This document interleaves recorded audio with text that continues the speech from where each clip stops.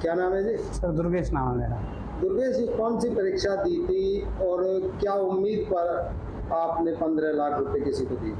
Sir ये 2019 में JEE की परीक्षा हुई थी, जिसमें मेरा रिटन टेस्ट पास हो गया था और बस डॉक्यूमेंट वेरिफिकेशन भी हो गई थी और फाइनल लिस्ट आनी बाकी थी। तो अचानक ये पिताजी की मुलाकात हो गई इस दलवीर से, जो ये विधायक जगदीश नायर जी इनकी वाटिका है, शिव वाटिका सरस्वती कॉलेज के साइड में, उसका ये इंचार्ज है और ये उनको अपना जीजा बताता है नायर साहब को, उनके बात भी बढ़ता है। इसने कहा कि अगर आप चाहें तो एक तो उनका नायर साहब का भांजा, एक आपके बच्चे का काम हो जाएगा, इनमें तो कोटा मिलता है, बिना कोटा के काम नहीं होगा। हमारे पिताजी बुजुर्ग हैं, वो इस कच्चे बहकावे में आ गए और दलवीर ने हमें 15 लाख रुपए 5 दिसंबर 2019 को नायर साहब की कोठी पर ही लाने को कहा। मैं, पिताजी, 2-3 बंदे और थे, हम वहाँ पर गए तो वहाँ पर किसी बुजुर्ग के शौक के चलते शौक भीड़ लगी हुई थी, शौक चल रहा था और नायर साहब भी अलग थे, लोगों का आवागमन चल रहा था। नायर वो दलवीर आया हमारे पास और हमें वहाँ से एक अलग कमरे में ले गया। वहाँ वो उनके आवास का ही कमरा था? उनके आवास का ही कमरा था, साइड का ही कमरा था। उन्हीं के जो घर कोठी बनी हुई है उसी का एक कमरा था, वहाँ पर ये ले गया। वहाँ पर दलवीर ने हमसे 15 लाख रुपए ले लिए और अपनी स्वापी थी उसमें ऐसे गोल गोल घुमा के रख लिए और हमें आश्वासन दिया कि आप निश्चिंत होकर जाइए, आपके बच्चे का काम हो जाएगा। हमने एक तुम्हारा और नायर साहब के भांजे दोनों के रोल नंबर पहुँचा दिए हैं और हम खुद नायर से, खट्टर साहब से और HSSC के जो चेयरमैन हैं उनसे मिले हैं, उन्होंने बिल्कुल हामी भरी हुई है। परंतु सर जब करीबन 6 महीने बाद दोबारा इसका रिजल्ट आया फाइनल लिस्ट, तो उसमें हमारा दूर दूर तक नाम नहीं आया। हमने इससे फ़ोन पर बातचीत की तो इसने कहा कि पता नहीं कैसे नहीं आया और खुद नायर साहब के भांजे का नहीं आया। मेरी तो हिम्मत भी नहीं पड़ रही उनसे कहने की भाई क्यों नहीं आया, जब हमसे पहले तो उनका आना चाहिए था। नहीं तो हम तो खुद साथ गए थे, खट्टर साहब को रोल नंबर दे के आए थे, चेयरमैन साहब से मिले थे, उन्होंने अब तक हामी भरी है 4 दिन पहले तक, जो इसकी सारी रिकॉर्डिंग हमारे पास मौजूद है। फिर सर हमें इसने करीबन 20-1 दिन बाद हम इससे मिले नायर साहब की कोठी पर। इसने हमसे 1 हफ्ते में पैसे जमा करने को कहा कि आपके पैसे वापस मिल जाएंगे। मैं नायर साहब से कहता हूँ जिसे भी पैसे दिए वहाँ से वापस लाओ, परंतु सर हमें गोली देता रहा। फिर हमने नायर साहब को ये बात उनके कानों में डाली, उन्होंने कहा कि मैं दलवीर से बात करता हूँ।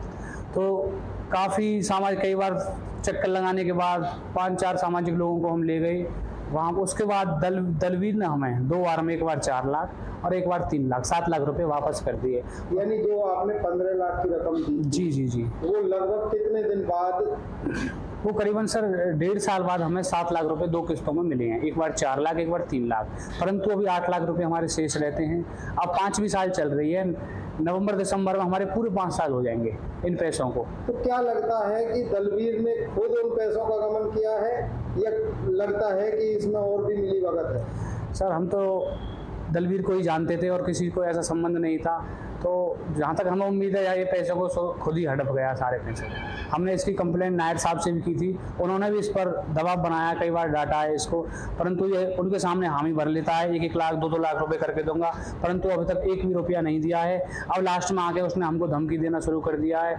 इसके घर जाते हैं तो इसकी जो वाइफ है वो भी असभ्य भाषा का प्रयोग करती है और वो तो हमसे ये कहते हैं कि नायर साहब ने पैसे ले लिए, हमारे पास क्यों आ रहे हो।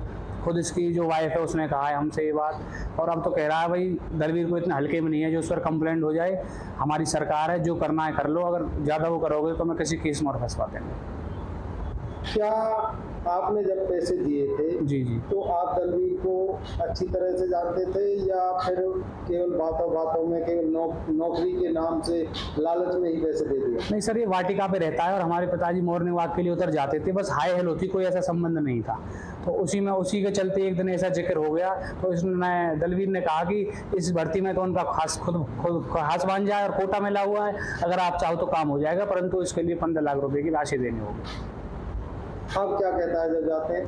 अब तो सर वो हाथापाई को उतारू हो जाता है और बिल्कुल मना कर दिया पैसों के लिए कि मेरी इतनी बदनामी हो गई है, मेरे पास कोई पैसे नहीं है किसी। आपने FIR दर्ज करवाई है जी, मैडम से मिले हो जी, तो अब क्या लगता है कि आपको पैसे की उम्मीद है?